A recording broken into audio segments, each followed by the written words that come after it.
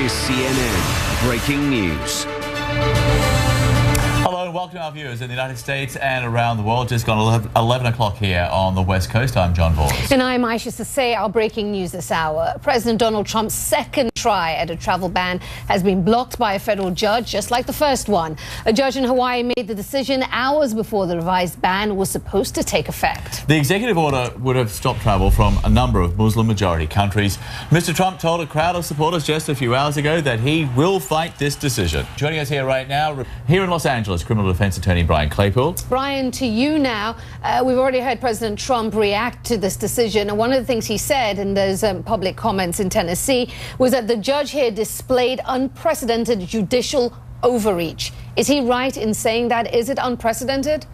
Aisha, I agree with President Trump on this one. As a trial lawyer for 20-plus years, I will tell you that the one place that I thought we could be immune from a political agenda is the courtroom. And I believe that this ruling by Judge Watson evidences what I call courtroom chaos, because it is based more on political motivation and emotion than it is logic. To give you an example, his comments in this executive order, they read more like a movie script, like a mystery novel, than they did an actual court order. He's citing, for example, Rudy Giuliani, the former mayor of New York City, having conversations with Donald Trump about a Muslim ban and how to enforce this. He's citing comments made on Anderson Cooper's show to support his ruling on this executive order. And I will tell you, rest assured, that when this ruling by Judge Watson makes its way up to the U.S. Supreme Court, the Supreme Court justices are not going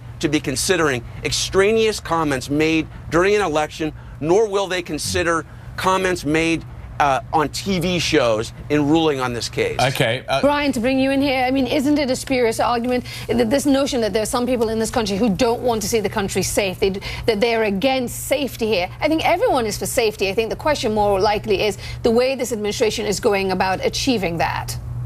Right, great point, Aisha. And I think that goes to the issue I made earlier, which is President Trump has earmarked 6 countries, the same 6 countries that President Obama had also identified as hotbeds for domestic terrorism.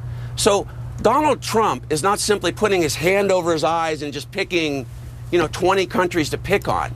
He has data that is supported by our previous President Obama. He has now centered that information on countries that have predominant terrorist cells. And what he's trying to do, Aisha, is simply put a delay on the process of vetting. He's not saying this is a permanent ban on Muslims from these 6 countries coming into this country. He's saying we need to take a deep breath, take 120 days, and let's do a better job of vetting folks coming from those countries into the United States to ensure public safety. Plain and simple. Our thanks to Brian Claypool for joining us as well. Brian, we appreciate always your appreciate contribution and insights. Thanks, Thank John. you. Thanks, Aisha.